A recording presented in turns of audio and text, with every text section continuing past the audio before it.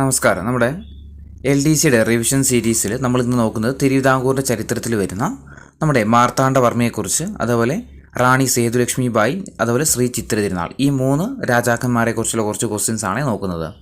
ഒന്നാമത്തെ ചോദ്യം, താഴെ തന്നിരിക്കുന്നതിൽ നിന്ന് തെറ്റായ പ്രസ്താവന തിരഞ്ഞെടുക്കുക. തെറ്റാണ് വേണ്ടത്. ഓപ്ഷൻ എ, കുരുമുളകിന് പകരം ഡച്ചുകാർ തിരുവിതാംകൂറിന് യുദ്ധസാമഗ്രികൾ നൽകണമെന്നും തിരുവിതാംകൂറിൻ്റെ ആഭ്യന്തര കാര്യങ്ങളിൽ ഇടപെടരുതെന്നും ധാരണയായ ഉടമ്പടിയാണ് മാവേലിക്കര ഉടമ്പടി.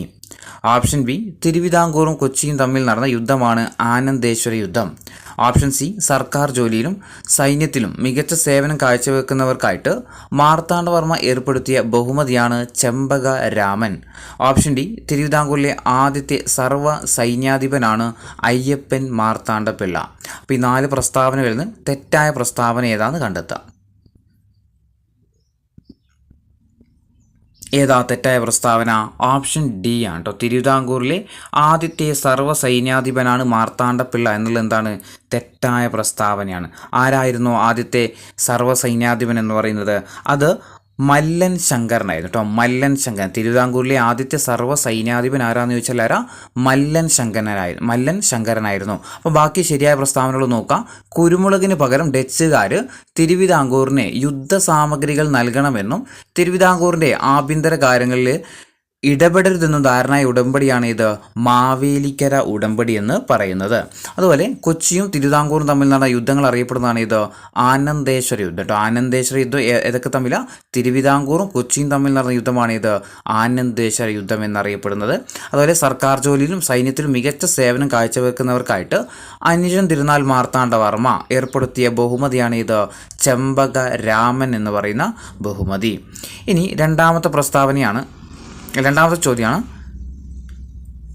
ശരിയല്ലാത്ത ജോഡി തിരഞ്ഞെടുക്കാൻ വേണ്ടിയിട്ടാണ്. അതായത് നമ്മളെ അറിയപ്പെട്ട പേരുകളും അതുപോലെ അതിൻ്റെ ശരിയായ ജോഡി ഏതാണെന്ന് തിരഞ്ഞെടുക്കാം. 1, വില്ലേജ് ഓഫീസർമാർ അറിയപ്പെട്ടത് കാര്യക്കാർ എന്നാണ്. ഓപ്ഷൻ ബി, താലൂക്ക് ഓഫീസ് അറിയപ്പെട്ടത് മണ്ഡപത്തും വാതുക്കൽ എന്നാണ്. ഓപ്ഷൻ സി, ഗ്രാമങ്ങൾ അറിയപ്പെട്ടത് പകുതികൾ എന്നാണ്. ഓപ്ഷൻ ഡി, ചെക്ക് പോസ്റ്റുകൾ അറിയപ്പെട്ടത് ചൗക്കുകൾ എന്നാണ്. അപ്പോൾ ഈ 4 ഒരു ജോഡി എന്താണ്? തെറ്റാണ്. അത് ഏതാണെന്നുള്ളത് കണ്ടെത്താം.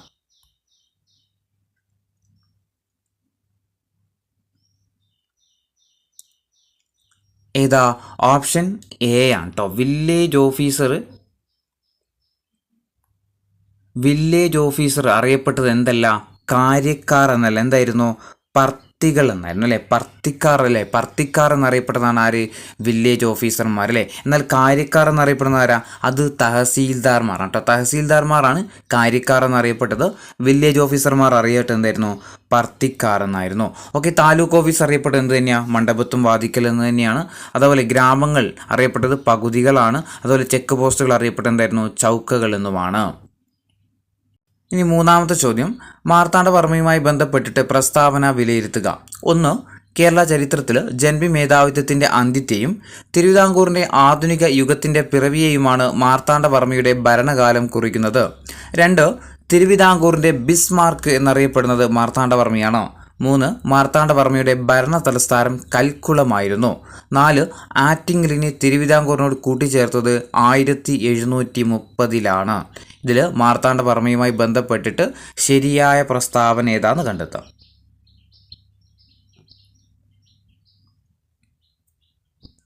ഏതൊക്കെയാണ് ശരിയായ പ്രസ്താവനകൾ? ഓപ്ഷൻ ഡി ആണ് കേട്ടോ. ഇത് 4 എന്താണ്? ശരിയായ പ്രസ്താവനകൾ തന്നെയാണ്. അപ്പോൾ 1, കേരള ചരിത്രത്തിൽ ജന്മി മേധാവിത്വത്തിൻ്റെ അന്ത്യത്തെ കുറിക്കുകയും അതുപോലെ തിരുവിതാംകൂറിൻ്റെ ആധുനിക യുഗത്തിൻ്റെ പിറവിയെയുമാണ് മാർത്താണ്ഡവർമ്മയുടെ ഭരണകാലം കുറിക്കുന്നത്. അതുപോലെ തിരുവിതാംകൂറിൻ്റെ ബിസ്മാർക്ക് എന്നറിയപ്പെട്ടത് ആരായിരുന്നു? മാർത്താണ്ഡവർമ്മയായിരുന്നു. അതുപോലെ മാർത്താണ്ഡവർമ്മയുടെ ഭരണ തലസ്ഥാനം ഏതായിരുന്നു? കൽക്കുളമാണ്. ആറ്റിങ്ങലിനെ തിരുവിതാംകൂറിനോട് കൂട്ടിച്ചേർത്ത വർഷം ഏതാണെന്ന് ചോദിച്ചാൽ അത് 1730-ലുമാണ്. ഇനി നാലാമത്തെ ചോദ്യം, തെറ്റായ പ്രസ്താവന തിരഞ്ഞെടുക്കാൻ വേണ്ടിയിട്ടാണ്. 4 പ്രസ്താവനയുണ്ട്. ഇതിൽ തെറ്റായ പ്രസ്താവന ഏതാണെന്ന് കണ്ടെത്താം. ഓപ്ഷൻ എ, ചിത്തിര തിരുനാളിൻ്റെ കാലത്ത് തിരുവിതാംകൂർ നിയമനിർമ്മാണ സഭ പരിഷ്കരിച്ച് ശ്രീമൂലം അസംബ്ലി എന്നും ശ്രീ ചിത്ര സ്റ്റേറ്റ് കൗൺസിൽ എന്നും നിയമനിർമ്മാണ സഭയ്ക്ക് 2 മണ്ഡലങ്ങൾ ഉണ്ടായിരുന്നു. ഓപ്ഷൻ ബി, 1938 മുതൽ 47 വരെ സ്റ്റേറ്റ് കോൺഗ്രസ് തിരുവിതാംകൂറിൽ നടത്തിയ പ്രക്ഷോഭമാണ് ഉത്തരവാദിത്ത പ്രക്ഷോഭം. ഓപ്ഷൻ സി തിരുവിതാംകൂറിൽ പ്രായപൂർത്തി വോട്ടവകാശം നിർത്തലാക്കിയത് ചിത്തിര തിരുനാളാണ്. ഓപ്ഷൻ ഡി തിരുവിതാംകൂറിൻ്റെ വ്യവസായവൽക്കരണത്തിൻ്റെ പിതാവ് എന്നറിയപ്പെടുന്ന രാജാവാണ് ചിത്തിര തിരുനാൾ. അപ്പോൾ ഈ 4 പ്രസ്താവനകളിൽ ഒരു പ്രസ്താവന തെറ്റുണ്ട്, അതേതാണെന്നുള്ളത് കണ്ടെത്താം.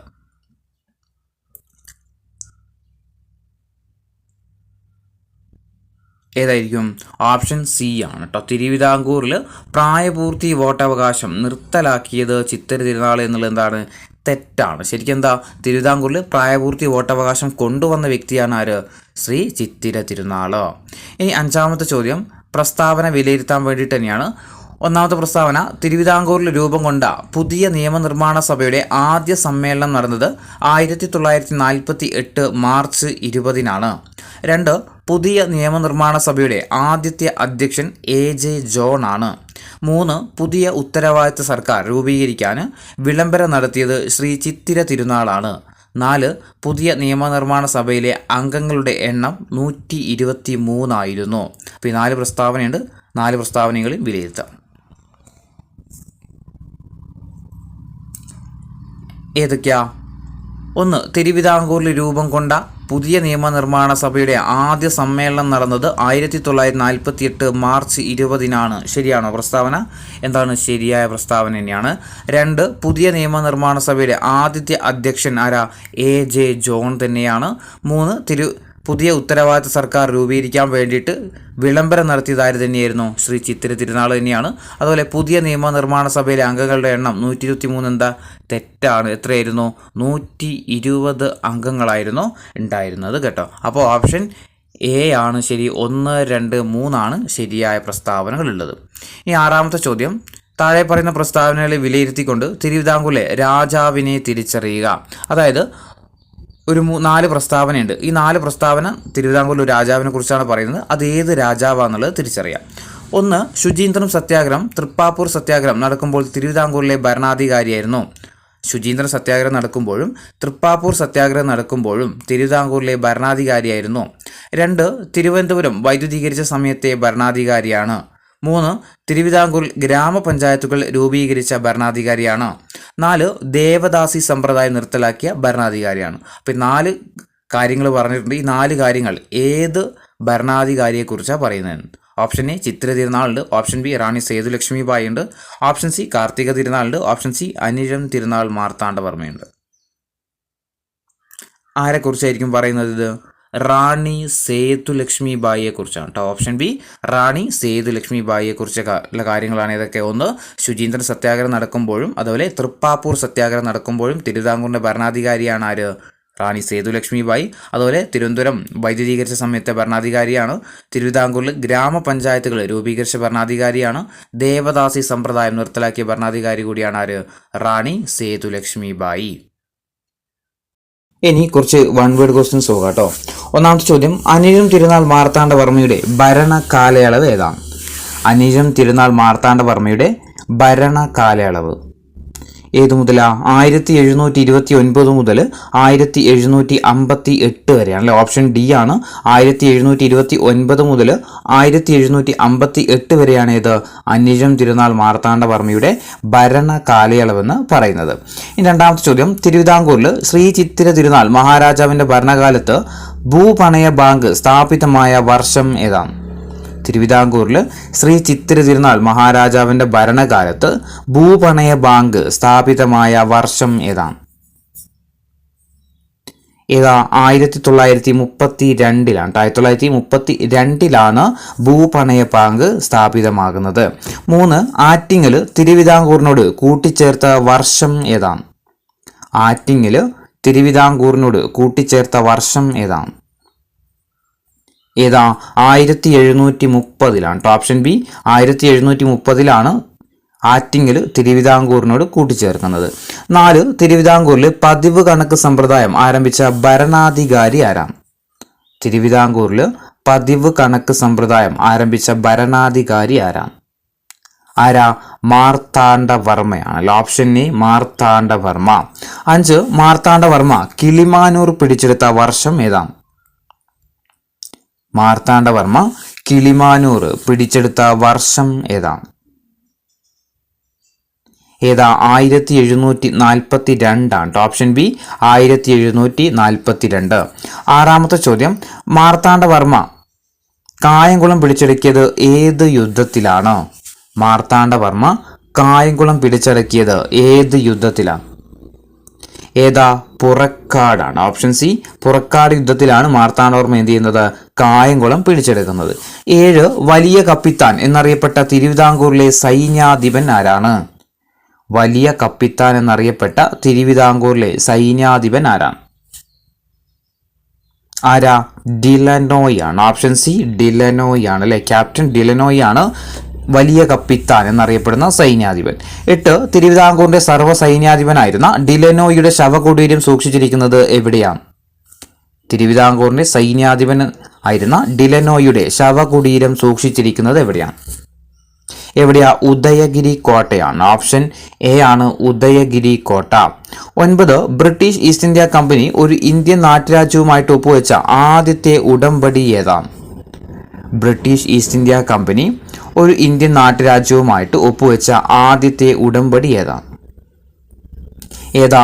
വേണാട് ഉടമ്പടിയാണ്. ഓപ്ഷൻ സി വേണാട് ഉടമ്പടി. 10ാമത്തെ ചോദ്യം, 1742 മാർത്താണ്ഡവർമ്മ ഏത് രാജാവുമായിട്ടാണ് മാന്നാർ ഉടമ്പടിയിൽ ഒപ്പുവെച്ചത്? 1742 മാർത്താണ്ഡവർമ്മ ഏത് രാജാവുമായിട്ടാണ് മാന്നാർ ഉടമ്പടിയിൽ ഒപ്പുവെച്ചത്? ആരുമായിട്ടായിരുന്നു?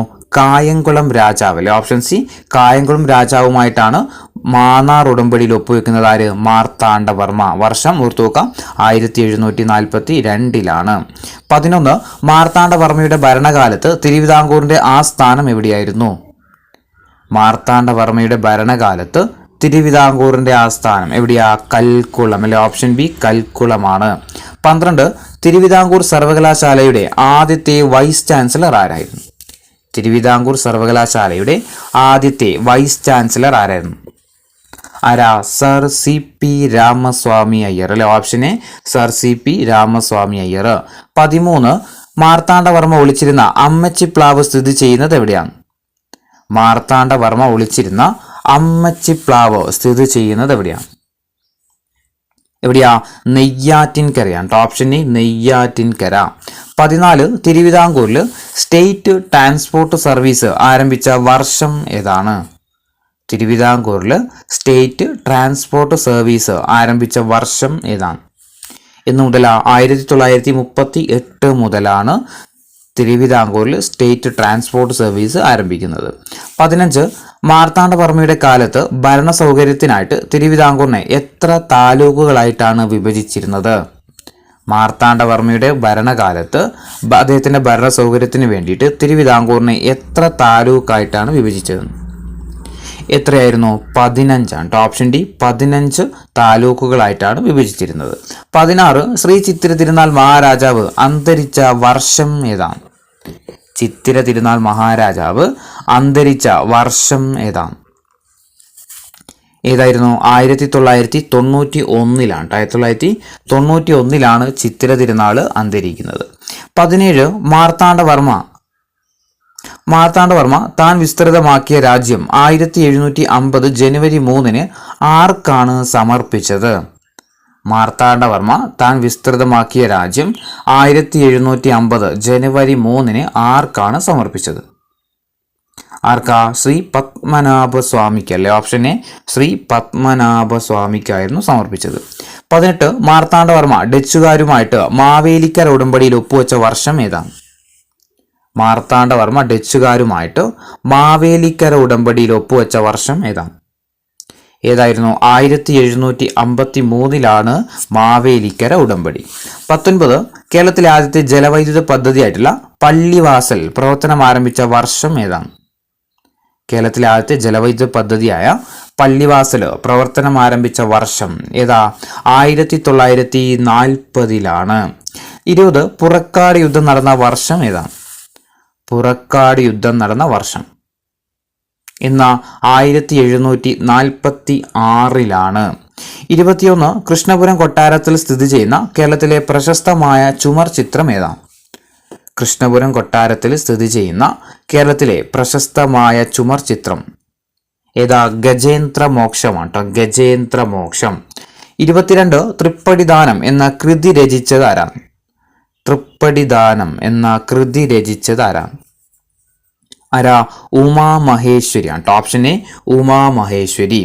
23 മാർത്താണ്ഡവർമ്മ തൃപ്പടിദാനം നടത്തിയ വർഷം ഏതാണ്? മാർത്താണ്ഡവർമ്മ തൃപ്പടിദാനം നടത്തിയ വർഷം ഇന്ന് 1750 ജനുവരി 3-നാണ്. 1750 ജനുവരി 3-നാണ് മാർത്താണ്ഡവർമ്മ തൃപ്പടിദാനം നടത്തിയത്. 24 മാർത്താണ്ഡവർമ്മയുടെ വ്യാപാര തലസ്ഥാനം എവിടെയാണ്? മാർത്താണ്ഡവർമ്മയുടെ വ്യാപാര തലസ്ഥാനം എവിടെയാ? മാവേലിക്കര അല്ലെ. ഓപ്ഷൻ സി മാവേലിക്കരയായിരുന്നു മാർത്താണ്ഡവർമ്മയുടെ വ്യാപാര തലസ്ഥാനം. 25 മാർത്താണ്ഡവർമ്മ ഡച്ചുകാരെ പരാജയപ്പെടുത്തിയത് ഏത് യുദ്ധത്തിലാണ്? മാർത്താണ്ഡവർമ്മ ഡച്ചുകാരെ പരാജയപ്പെടുത്തിയത് ഏത് യുദ്ധത്തിലാണ്? ഏത് യുദ്ധത്തിലാ? കുളച്ചൽ അല്ലേ, കുളച്ചൽ യുദ്ധത്തിലാണ്. 26 കുളച്ചൽ യുദ്ധം നടന്ന വർഷം ഏതാണ്?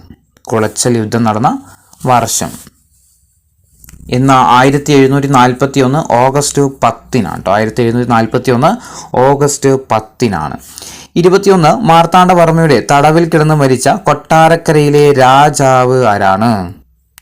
മാർത്താണ്ഡവർമ്മയുടെ തടവിൽ കിടന്ന് മരിച്ച കൊട്ടാരക്കരയിലെ രാജാവ് ആരാ? വീര കേരളവർമ്മയാണ്. ഓപ്ഷൻ ബി വീര കേരളവർമ്മ. 28 ഇളയിടത്ത് സ്വരൂപം തിരുവിതാംകൂറിനോട് ലയിപ്പിച്ച വർഷം ഏതാണ്? ഇളയിടത്ത് സ്വരൂപം തിരുവിതാംകൂറിനോട് ലയിപ്പിച്ച വർഷം ഏതാണ്? ഏതാ? 1741 അല്ലേ. ഇളയിടത്ത് സ്വരൂപം തിരുവിതാംകൂറിനോട് ലയിപ്പിച്ച വർഷം ഏതാ? 1741. 29 തിരുവിതാംകൂറിലെ മണ്ഡപത്തും വാതുക്കൽ എന്നറിയപ്പെടുന്നത് എന്തായിരുന്നു? തിരുവിതാംകൂറിൽ മണ്ഡപത്തും വാതുക്കൽ എന്നറിയപ്പെട്ടിരുന്നത് എന്താണ്? ഏതാ? താലൂക്കുകൾ അല്ലെ. ഓപ്ഷൻ എ താലൂക്കുകൾ അറിയപ്പെട്ടതാണ് ഏത്? മണ്ഡപത്തും വാതുക്കൽ. ഇനി 30 തിരുവിതാംകൂർ സർവകലാശാല സ്ഥാപിതമായ വർഷം ഏതാണ്? തിരുവിതാംകൂർ സർവകലാശാല സ്ഥാപിതമായ വർഷം ഇന്ന് 1937-ലാണ്. 1937-ലാണ് തിരുവിതാംകൂർ സർവകലാശാല സ്ഥാപിതമാകുന്നത്. 31 തിരുവനന്തപുരം റേഡിയോ നിലയം സ്ഥാപിതമായ വർഷം ഏതാണ്? തിരുവനന്തപുരം റേഡിയോ നിലയം സ്ഥാപിതമായ വർഷം 1943-ലാണ്. 1943-ലാണ് തിരുവനന്തപുരം റേഡിയോ നിലയം സ്ഥാപിതമാകുന്നത്. 32 1925 തിരുവിതാംകൂർ നായർ ആക്ട് പാസാക്കിയ സമയത്ത് തിരുവിതാംകൂറിലെ ഭരണാധികാരി ആരായിരുന്നു? 1925 തിരുവിതാംകൂർ നായർ ആക്ട് പാസാക്കിയ സമയത്ത് തിരുവിതാംകൂറിന്റെ ഭരണാധികാരി ആരായിരുന്നു? റാണി സേതുലക്ഷ്മിബായി അല്ലെ. Option B സേതുലക്ഷ്മിബായി. 33 തിരുവിതാംകൂറിൽ മരുമക്കത്തായം അവസാനിക്കാൻ കാരണമായ നിയമം ഏതാണ്? മരുമക്കത്തായം അവസാനിക്കാൻ കാരണമായ നിയമം ഏതാ? തിരുവിതാംകൂർ നായർ ആക്ട് 1925 കേട്ടോ. ഓപ്ഷൻ ഡി ആണ് തിരുവിതാംകൂർ നായർ ആക്ട് 1925. 34 ഗാന്ധിജി സേതുലക്ഷ്മിബായിയെ സന്ദർശിച്ച വർഷം ഏതാണ്? ഗാന്ധിജി സേതുലക്ഷ്മിബായിയെ സന്ദർശിച്ച വർഷം ഏതാ? 1925-ലാണ്. Option B 1925-ലാണ്. 35-ാമത്തെ ചോദ്യം റാണി സേതുലക്ഷ്മിബായിയുടെ ഭരണകാലത്ത് തിരുവിതാംകൂർ ദിവാനായിരുന്ന ബ്രിട്ടീഷുകാരൻ ആരാണ്? സേതുലക്ഷ്മിബായിയുടെ ഭരണകാലത്ത് തിരുവിതാംകൂർ ദിവാനായിരുന്ന ബ്രിട്ടീഷുകാരൻ ആരാ? എം ഇ വാട്സ് ആണ് കേട്ടോ. എം ഇ വാട്സ്. ഓപ്ഷൻ ബി എം ഇ വാട്സ്. 36 ബഹുഭാര്യത്വം നിയമവിരുദ്ധമായിട്ട് പ്രഖ്യാപിച്ച തിരുവിതാംകൂറിലെ ഭരണാധികാരി ആരാ? ബഹുഭാര്യത്വം നിയമവിരുദ്ധമായിട്ട് പ്രഖ്യാപിച്ച തിരുവിതാംകൂറിലെ ഭരണാധികാരി ആരാ? റാണി സേതുലക്ഷ്മിബായി ആണ്. ഓപ്ഷൻ ബി റാണി സേതുലക്ഷ്മിബായി.